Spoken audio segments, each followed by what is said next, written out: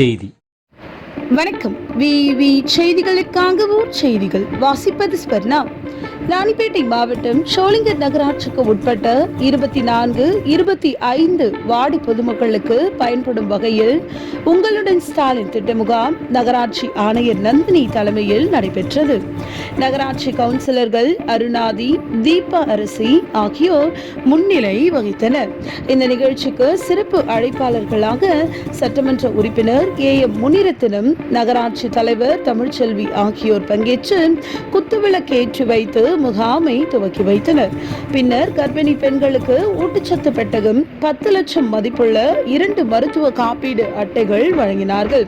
கலைஞரின் கனவு இல்லம், மகளிர் உரிமை தொகை, மருத்துவ காப்பீடு அட்டை, சாலை வசதி, கால்வாய் வசதி உள்ளிட்ட பொதுமக்கள் வழங்கி மனுக்களை பெற்றார்.